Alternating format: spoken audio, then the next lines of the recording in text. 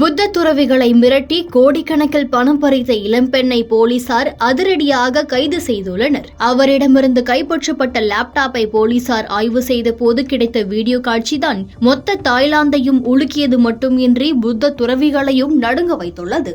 நடந்தது என்ன விரிவாக பார்க்கலாம். தாய்லாந்தில் கடந்த மாதம் பாங்காக்கில் வாட்திரி தோட்சதேப் மடாலயத்தின் புத்த மடாதிபதி திடீரென தனது பதவியை ராஜினாமா செய்துவிட்டு மாயமானார். அவர் ராஜினாமா செய்ததற்கு காரணம் ஒரு பெண் என்ற தகவல் வெளியானது.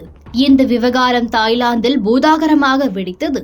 இது குறித்து வழக்கு பதிவு செய்த போலீசார் விசாரணையை நடத்தி தாய்லாந்து நொந்தபுரியில் உள்ள சொகுசு விடுதியில் இருந்த விலாவன் எம்சாத் என்ற இளம்பெண்ணை அதிரடியாக கைது செய்தனர். அவர் மீது பண மோசடி வழக்கு, மிரட்டி பணம் பறித்தல் உள்ளிட்ட பல்வேறு பிரிவுகளின் கீழ் வழக்கு பதிவு செய்யப்பட்டது. இதனைத் தொடர்ந்து விலாவன் எம்சாத் வீட்டில் போலீசார் அதிரடி சோதனை மேற்கொண்டனர். சோதனையில் அவரது லேப்டாப்பில் 80,000 நிர்வாண படங்கள் சிக்கியது. அந்த வீடியோவில் இருந்த அத்தனை பேரும் புத்த துறவிகள் என கூறப்படுகிறது.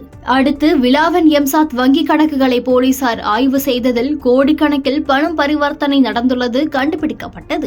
தொடர்ந்து போலீசார் நடத்திய விசாரணையில் பல்வேறு திடுக்கிடும் தகவல்கள் வெளியானது. போலீசார் நடத்திய முதற்கட்ட விசாரணையில் தாய்லாந்தில் உள்ள புத்த துறவிகளை குறிவைத்து பாலியல் உறவுக்கு அழைத்துள்ளார். அதனை வீடியோவாக பதிவு செய்து அதனை காட்டி மிரட்டி பணம் பறித்து வந்துள்ளார். குறிப்பாக புத்த மடத்தைச் சேர்ந்த 9 மடாதிபதிகள், மூத்த துறவிகள் என பலரும் விலாவன் எம்சாத்துடன் தொடர்பில் இருந்துள்ளனர்.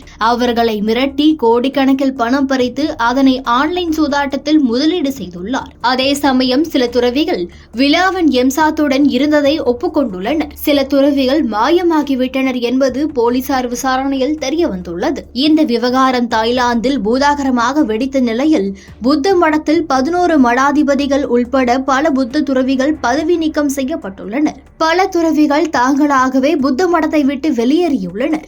இந்த சம்பவம் தாய்லாந்து முழுவதும் பெரும் அதிர்வலைகளை ஏற்படுத்தியுள்ளது. இந்த நிலையில் தனது 73வது பிறந்த நாளை கொண்டாட இருந்த தாய்லாந்து மன்னர் மகா வஜ்ரலோங்கோன் புத்த துறவிகளுக்கு அனுப்பியிருந்த அழைப்பிதழ்களை ரத்து செய்துள்ளார் என்பது குறிப்பிடத்தக்கது.